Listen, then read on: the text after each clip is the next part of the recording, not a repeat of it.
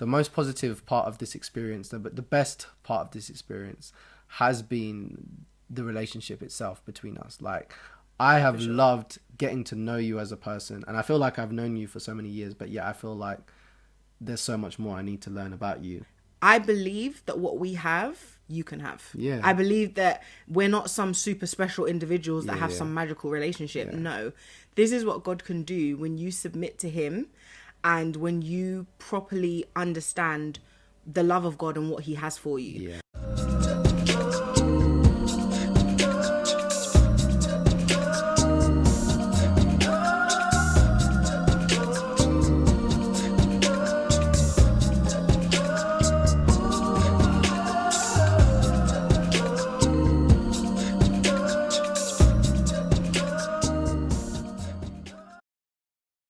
Hey family, welcome back to our channel. We are Velvet Devotion, aka Mr. and Mrs. B. For anyone who may be watching for the first time, we are Christian worship leaders here in our home church in London in the UK, and this channel is all about encouraging artists and helping them to understand the struggles that they may face due to the creativity that they have inside of them. So, really interesting thing that we're going to be talking about today. Mrs. B, explain to our lovely audience what that is. So we had a comment about a month ago that we said we were going to respond to, and we haven't managed to get around to it yet. So today's the day.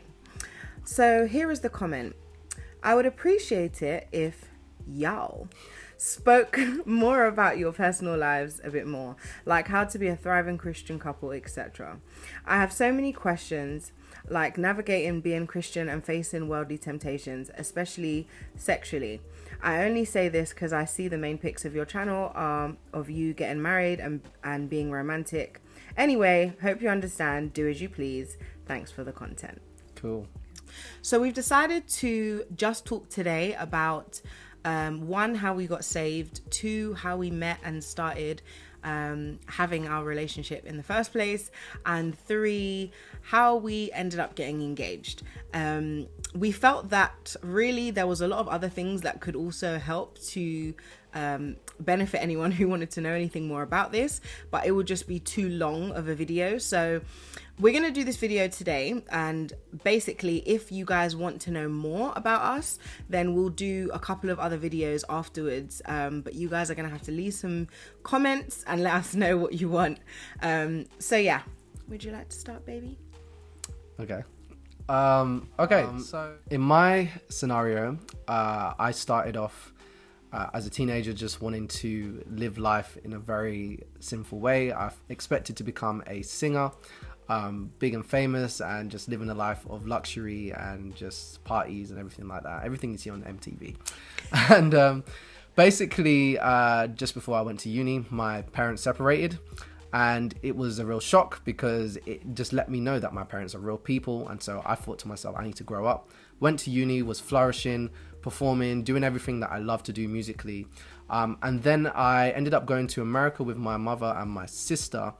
And I went to their church it was on New Year's Day. I went to church. And American churches are big and they're lively and really passionate. And it was something that was a new experience for me. But still, I was sitting there thinking, I'm not listening. I'm not going to do anything. I'm just waiting for this to be over so I can go back to where we were staying. And it was like the preacher was speaking every thought that I had in my mind. It was like he was speaking everything that I already was thinking about. And so I felt God tugging at my heart, tugging at my spirit, letting me just know that I need to let go of myself and just break down all my barriers and all my walls. And yeah, I find myself getting up and walking to the front for prayer during the altar call. Beyond my recognition, I was like, how am I walking there? What's going on? So while I was there, the ushers prayed for me. And yeah, from that moment, that next couple of weeks, I just felt like I was on cloud 9, like I was living the best life that I could live, and all because of God's Spirit being in my life. And it was amazing. It was like God was just downloading information to me about everything, the way my life has been. And then I really wanted to get baptized. So the earliest baptism was in the April after the January when I had gotten saved. And it just felt like the longest wait ever. But once I had been baptized, it was amazing. And as soon as I had come back from being in America after I got saved, I'd been asked for a while to come and join the worship team and be a singer. And at that point I was like, yeah, I'm ready. And the first time I remember getting up on that stage and singing as a worship leader, I felt God speaking to my spirit and say, this is your calling. This is what I want you to do. And not to say that my calling was just limited to that, but it was one of the most real feelings of this is what I wanted to do. And through that, that's how I met the lovely Mrs. B. So in terms of my salvation, realistically, it's very basic. My family came over here from America. My dad is the pastor of our church. He didn't start off that way. He came as a missionary, but became the pastor. And then because I was a pastor's daughter, I feel like there was quite a bit of pressure on me to be something that I just wasn't comfortable being. So I rebelled very, very, very early. And essentially I was just living a very fast life. And when it came down to it, at about 20 years old, I had pretty much done everything that I felt like, I wanted to do. And I was just carrying on living my life, not thinking about getting saved in any way, shape or form. Went to our local town centre and I ran into a friend of mine, and this friend I went to school with, and the only reason I stopped to talk to her is just because essentially I was quite close to her when we were in school together, and I felt really bad to just ignore her, which is normally what I would do. And so basically she started talking to me about God, and I was like, ugh, I'm literally a pastor's kid. Why do we need to talk about this? But I didn't want to be rude. And so she started talking to me about God, and then her fiance at the time came over and spoke to me. And I just felt God speaking to my spirit. And her fiance did not know me. He'd never met me before. And he was literally like, God is telling me that you need to accept him now, or things are not going to go well with you from this point on. Wow. And it was crazy because I was just not in any way, shape or form expecting that. And God just almost smacked me in the face. And so basically after that point, I just felt like, okay, I was not ready for this. So I actually didn't tell anyone that I got saved for a while, because I don't like to make promises I can't keep. And I was fully planning to keep living my sinful life. And so I was like, I know I've made this quote unquote commitment. I was actually a little bit angry because I felt like I'd been hijacked. But I remember that night I prayed a prayer and I said, Lord, if this is what you want from me, then you're going to have to do it, because I know I can't. And I noticed from that point on that I started to change. And that then led on to me basically not being a Christian at all, to being in church 4 days a week, being consistent, and gradually moving more and more towards just being a better person. And I noticed that it wasn't me that was doing it. It was the Holy Spirit doing it within me.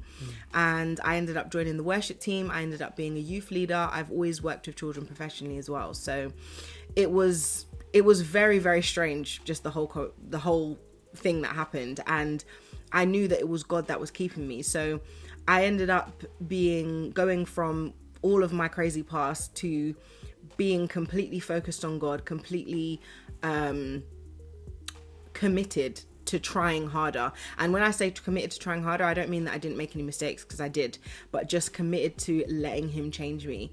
And then I ended up being single for about 8 years.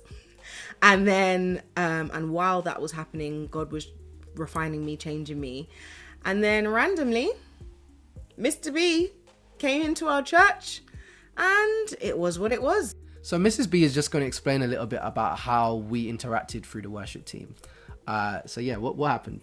What happened there? We'll see. What I will say, guys, is that we both remember things completely differently. Yes. So obviously God was doing two different things. My memory is the problem. Okay. But do you know what? I think just male and females remember things differently anyway, because it's different things matter to us. Yeah. So he's just going to chime in whenever I forget, or whenever, he has something he wants to add. Yeah. I was friends with his sister. So his sister was really cool with me. And basically we just were really close. And I remember her saying, yeah, my brother. And I'm like, who is this brother? Because he had this massive afro.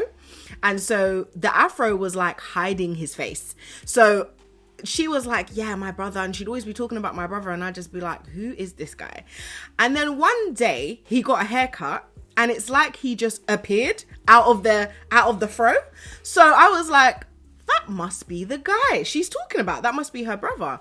So essentially, we started talking because he joined the worship team, and I by this time I had been on the worship team for, I want to say, because I joined the worship team in 2011, and by this time I was already the leader of the singers.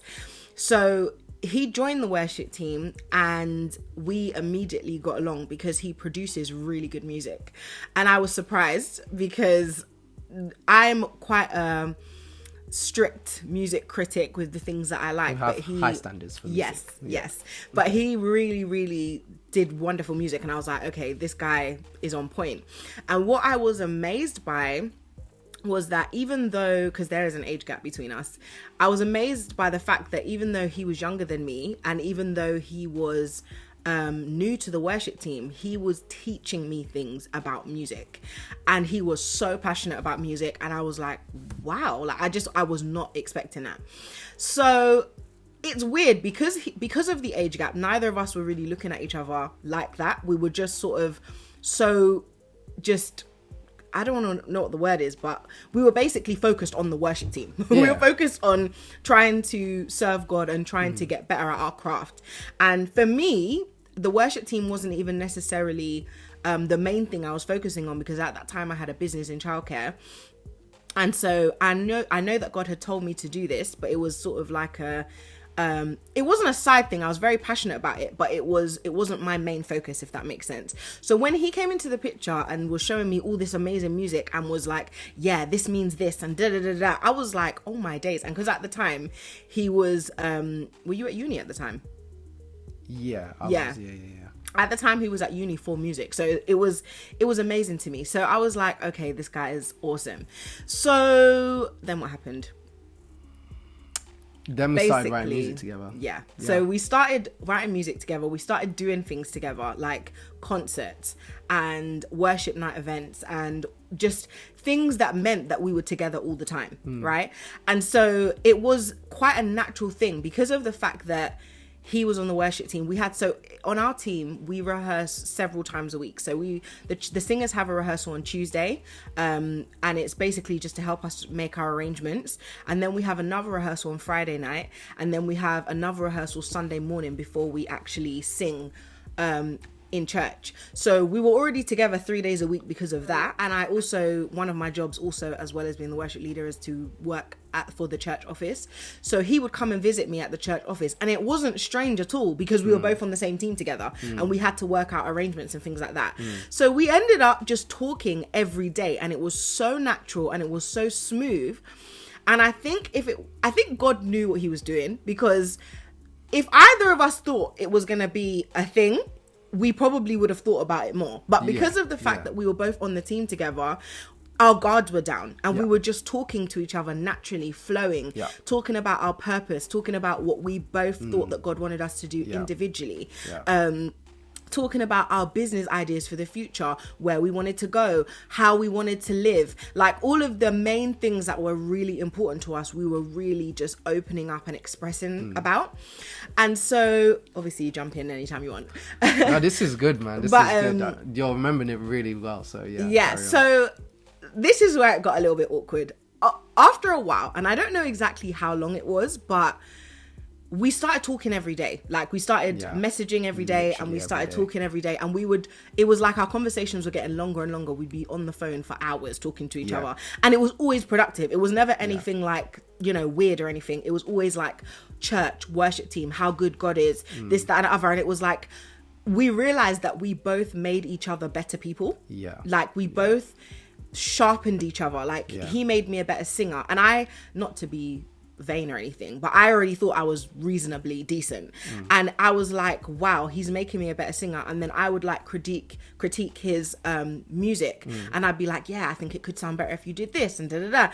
And so we immediately were improving each other, and it's like all of a sudden it was like a switch went off, and we were like, I think it kind of happened around the same time. We were like, we kind of have feelings for each other. Yeah. And it was so awkward because it was like, we were like, okay, oh, really good friends. Yeah, this is where I would chime in, because at the time as well, I remember, as a guy, you're kind of keeping your options open all the time until someone fills that slot. So I was looking around because I knew that I was a passionate person and that I would need to get married because I'm a passionate person. Let's just put it that way. So, sorry, just to say, the comment was talking about how to avoid sexual, like fornication and things like that. Yes. So this is one of the ways that you actually avoid it is you plan. And we'll talk about dating with purpose in a minute. Yes, exactly.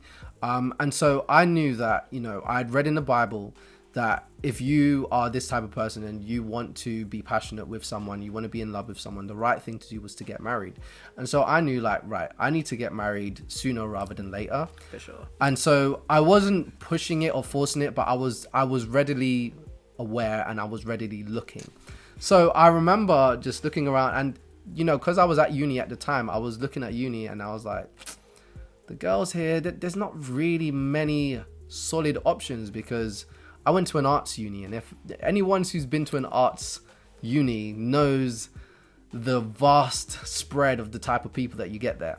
Okay, so I was like, I need someone really focused and dedicated. And there were a couple of people that I had my eye on, even in church, but I wasn't really settled. And I remember having a conversation with Mrs. B one time and feeling like, you really know me really well. And I remember telling my friend, a really good friend of mine at the time, like, I feel like I could fall in love with this girl. Like, I don't know why. It's just a little hunch, a little feeling I have. And he was like, yeah, but she's older than you. And what about this? And what about that? And I was like, yeah, I know. It was just a thought, but let's just leave it at that. So I left it. Even now I'm gassed. Oh my gosh. Yeah. But I just left it. And then we were hanging out a lot more. Again, it was all structured. But at this point, when we both had this kind of click where we realized, there might be something deeper here, it started getting awkward between us. There was a little bit of awkwardness that started building up. Him. And she started avoiding me. And I started pursuing her in that, because as a guy, there's naturally a thing in you that when a girl starts kind of running away from you, you kind of like, well, why are they running away? So you kind of hunt them down and you start trying to get a bit clever with it, right? Very clever. Yeah. And so I would find ways to speak to Mrs. B. I would find ways to talk to her. At first I wasn't 100% serious because I was like still doing an investigation within myself. And then there was one day when it was just clearly obvious and I was like, you know what? I need to make this known to her, like how I feel. And in my soul, I was like, I know she feels the same way. Because by this point, we were really good friends. We were like best friends at this point. Yeah. And I didn't even realize that we had gotten this close until it was like, oh yeah, you do speak on the phone for hours and da-da-da-da. So anyway. It was funny because at this point, he was like, we need to talk. Yeah. And I was I said to her, and I was like, I'm really busy. And he was like, you need to make yourself not busy because we need to talk. And I was like, who are you, though? It was so funny. Because I'm just like, I don't even know who you are, just over here just telling me all this. And I was like, well, I'm really busy. And then he just showed up anyway at my workplace. So yeah, it was, it was, I wasn't letting it go. And because, there's something so real about when you feel so strongly about someone else, whether it's love or anger or whatever, that you need to get it off your chest. You need to deal with it. So I felt this burning push to I need to tell her how I feel. So in fact, you tell this because I don't remember it exactly. So basically what happened was we ended up that day because he showed up. It was a Monday. Randomly. Do you know why? Because we ended up getting married on a Monday. But anyway. Oh, okay. So it was a Monday. It was in August. And essentially, he basically was like, I think I love you. And this is all the reasons why. And I was like, I didn't really want to admit it, but I was like, yeah, I think I could feel the same way. She was trying to hide it. I was just trying to be stush. And then basically here's the thing. We both said that we felt like it will be a while before anything happens. So we were like, okay, well, let's just take our time with this.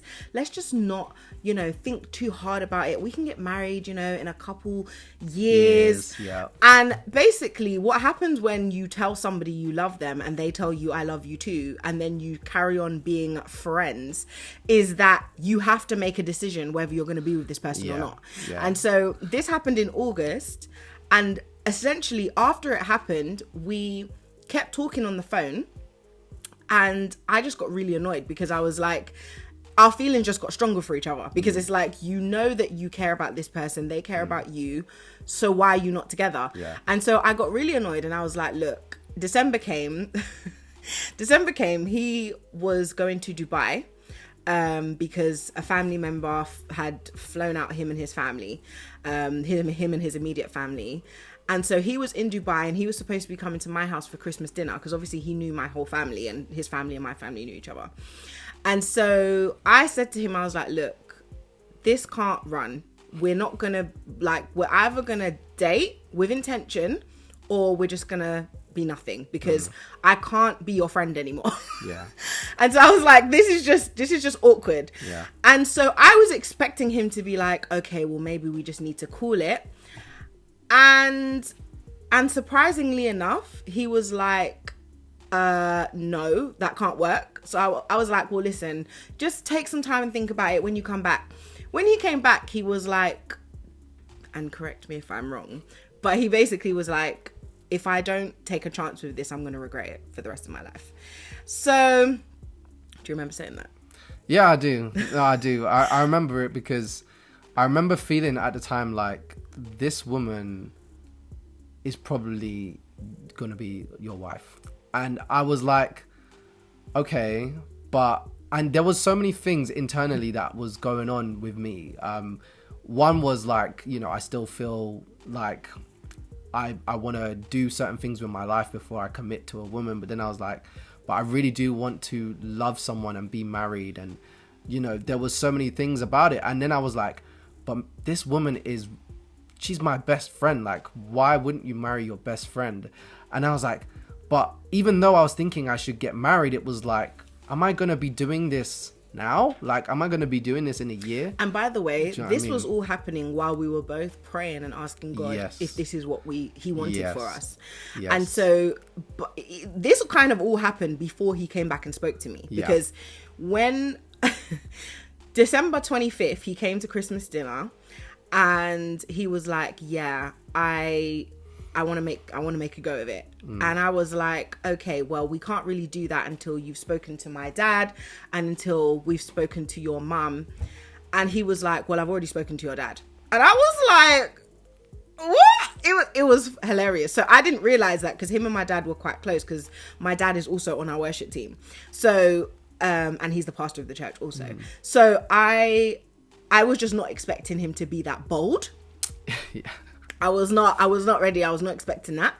And yeah, he was like, yeah, your dad's cool with it. I've got his blessing. I was like, okay, well, this isn't going to happen until your mum gives us her blessing.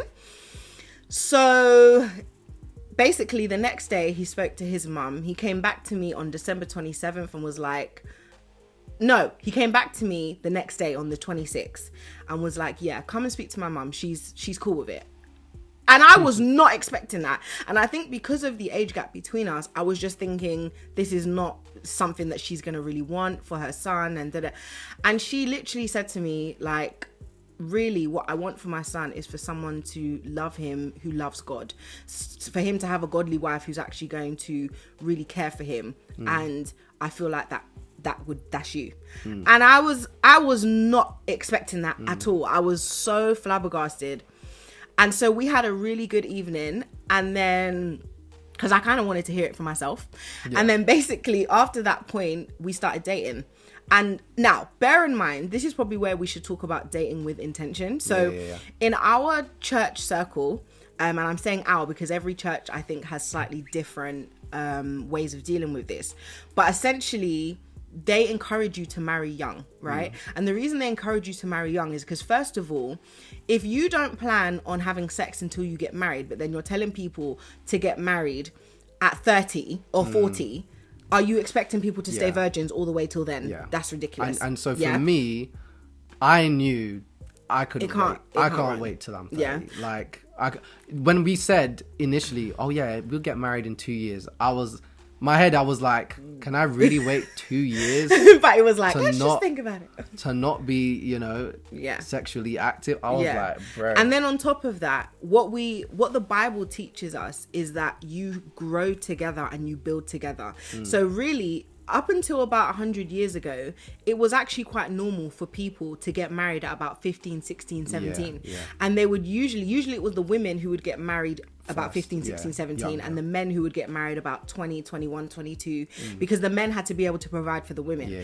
So essentially, what that meant is you were able to build your home together, and you were able to start from nothing and build. Yeah. So it was really, to be honest, a better way. Because right now, as you can see, people are going crazy out here. The divorce rate is like 50% in certain countries in the West, and people are just out here doing whatever. And secretly, women want the same thing. They want that same commitment, but they don't have the commitment because everyone's like, oh, marriage is a piece of paper. And my thing is, if it's just a piece of paper, sign it. Done. So Yeah. here's the thing. Essentially, what our church teaches us from young, which is also interesting because once I got to a certain age, people were like, you're going to get married. And I was like, not until the right person comes along. So by the time we got together, everyone was kind of expecting him to get married anyway, because even though he was younger than me, it was still kind of normal for him to get married. Like my parents got married and moved to London when they were 21. 21, yeah. Yeah.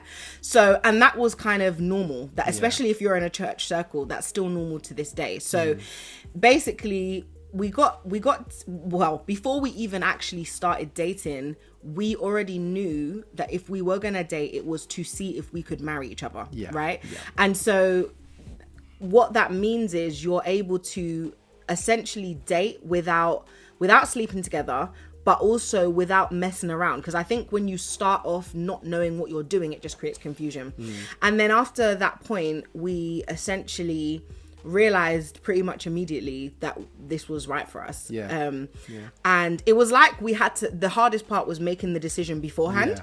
And so I would say internally, my internal struggle with it was, that's why it took me so long, well, a few months, to build up the courage and the mindset to be like, I'm gonna date you, Mrs. B, because if I did that, I knew this had to either lead to marriage or nothing at all. Do you see what I'm saying? Like, it had to lead to marriage or nothing at all.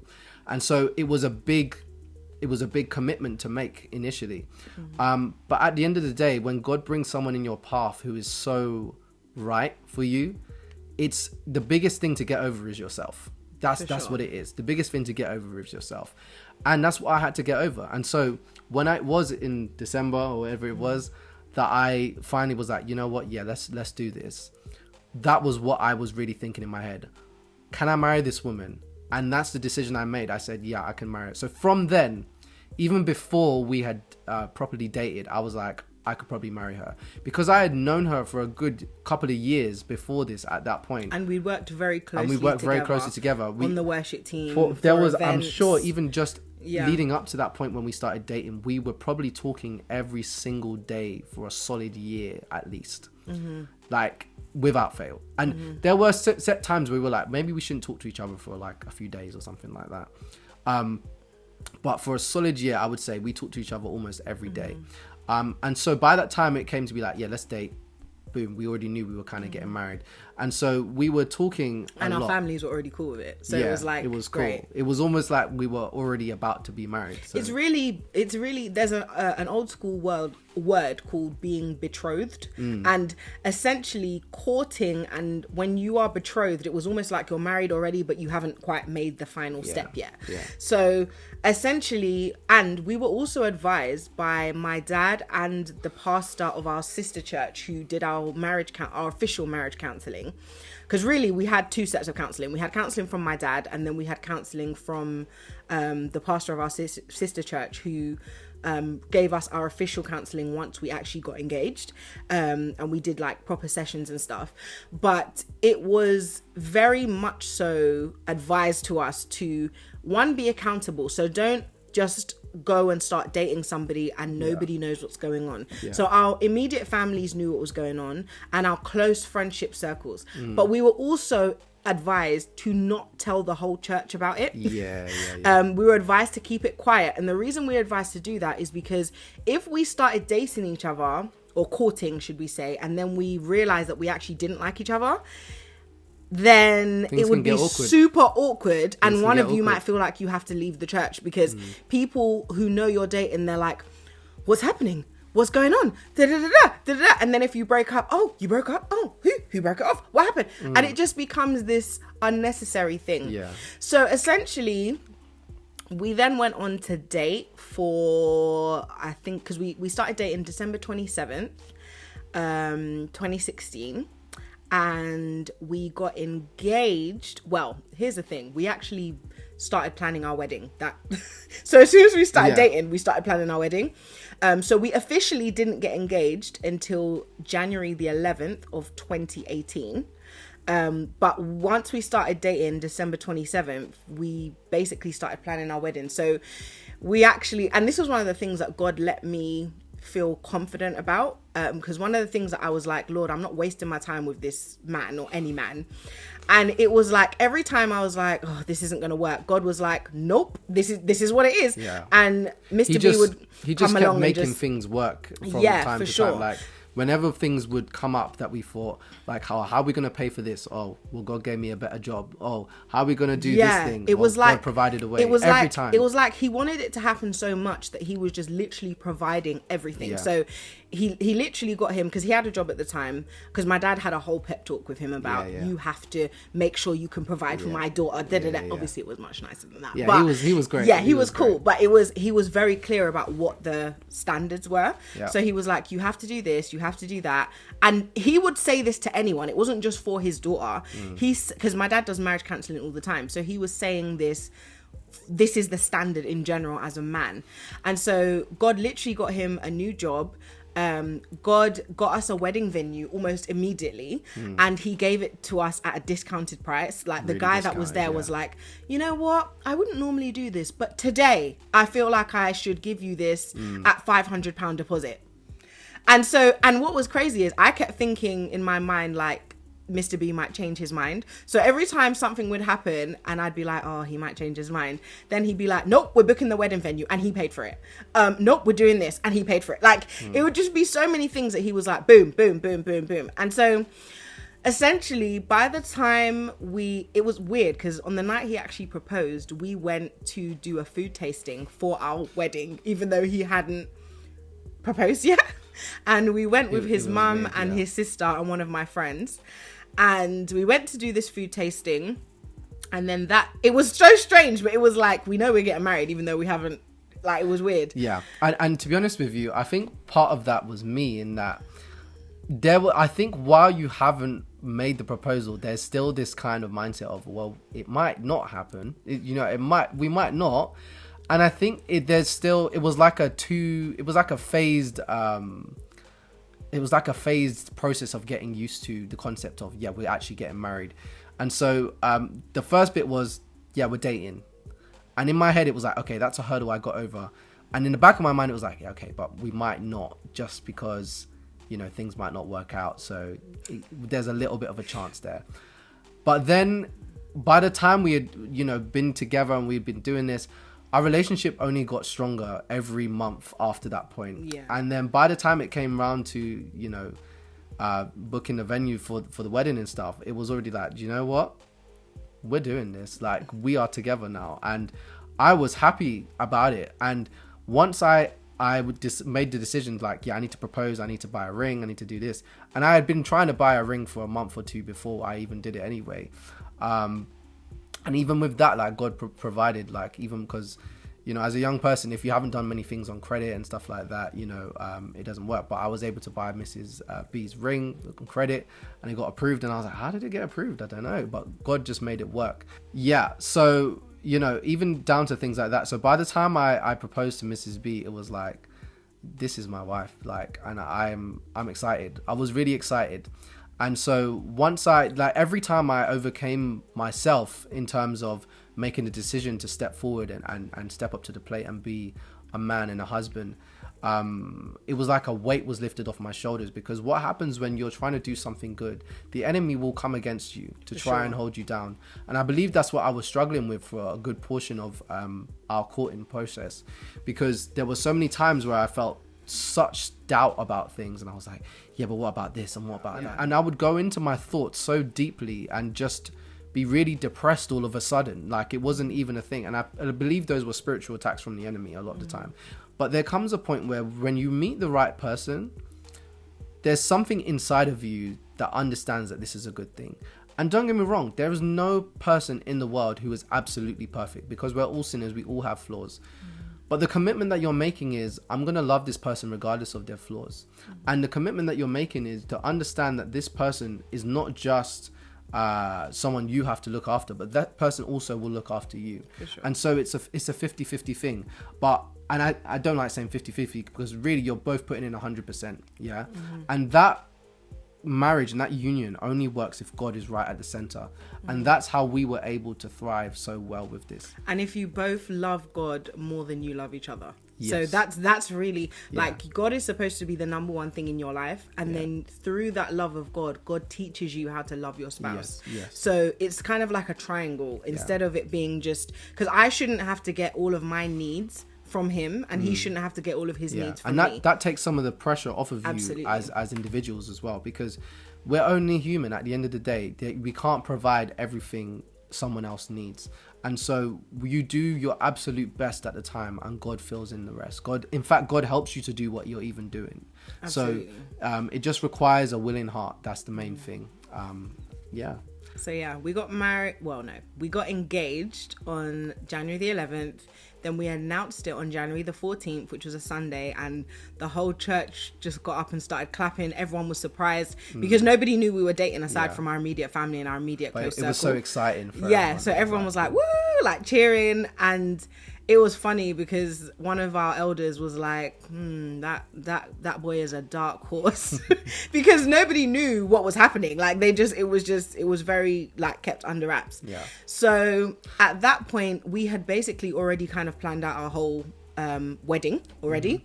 So we then, and that was another thing, we went on to having counseling with our pastor from our sister church, and essentially, basically, he encouraged us and told us what to expect from marriage, how to deal with your spouse in lots of different scenarios, what we should expect from sex, what we should expect from communication, all of these things. Like, he went into a lot of detail, and so did my dad, to be honest. Like, obviously it was a little bit different with my dad, because there are certain things you want to talk about with someone else that you don't want to talk about with your dad.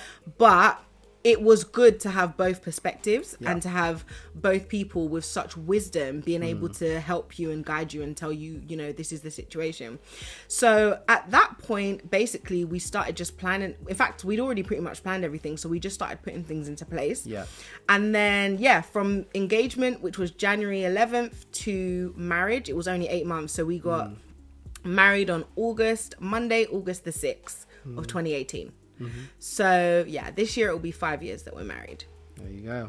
Yeah. So it's been awesome. And that's the thing, like, ultimately I think the most positive part of this experience, but the best part of this experience has been the relationship itself between us. Like, I have loved getting to know you as a person, and I feel like I've known you for so many years, but I feel like there's so much more I need to learn about you.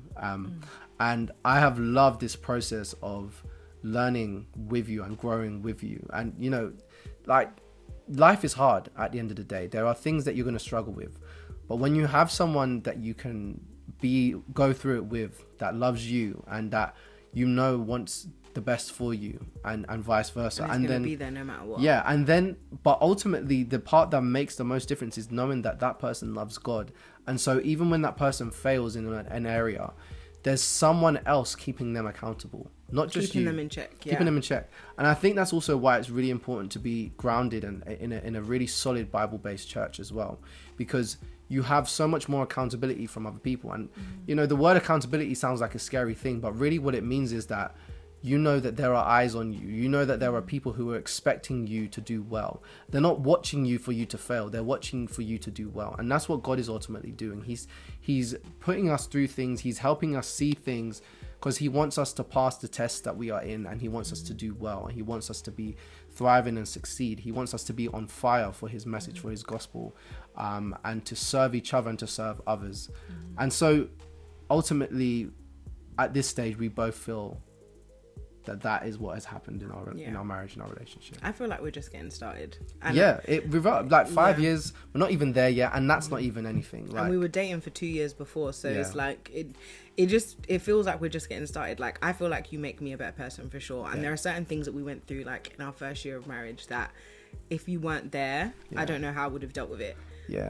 And I think everything that we've gone through together as a couple has literally just made me as an individual feel like this was what God wanted for me. Because not only do we help to encourage each other and protect each other and go through life fulfilling our individual purposes, but also fulfilling a purpose together, but we just support each other. We're best friends. We're literally best friends. And I love you too. But to be honest with you, we don't, I know it sounds weird, and we're not saying we're not perfect. We're not perfect in any way, shape or form. Like, we're very, very, very flawed individuals. Like, to be honest with you, we have been through a lot together in such a short space of time, and there's so much more to go through. But I think I've learned that, or we've both learned that everything that we've been through has really strengthened us as a couple. For sure. And I couldn't have asked for it any other way, to be honest with you. To be honest, guys, you can have the same thing. The thing that made our relationship what it is God. It's his love, it's his consistency, it's him disciplining both of us and making us both accountable. And I believe that what we have, you can have. I believe that we're not some super special individuals that have some magical relationship. No, this is what God can do when you submit to him and when you properly understand the love of God and what he has for you. And also just the concept as well of us understanding our roles, like me submitting to my husband loving me, and you know, understanding what I need as a woman. Like, all of these things are things that God puts in his word and that he helps you to walk through. So it's good, and it's not as scary as you might think, and it's not as complicated as you might think. Not just complicated. do what he tells you. That's really a key factor. It's really not that complicated. At the end of the day, once you commit to someone, you just commit. Like, if you've got issues with commitment, just pray about that. Ask God to help you deal with it. And at the end of the day, you're not doing it alone. That's what really keeps us both going. We're not doing this alone. We're doing it with God's help. And that's what makes our relationship work. And it's the best way I can ever see it. So guys, thank you so much for watching. If you've enjoyed this video and you've enjoyed us talking about marriage and our relationship and our personal walks with God, let us know in the comments if you want to see more of this. Please do. We'll definitely be sure to look and check and respond to you. But guys, thank you so much for watching. We hope to see you in the next video. Have a blessed day.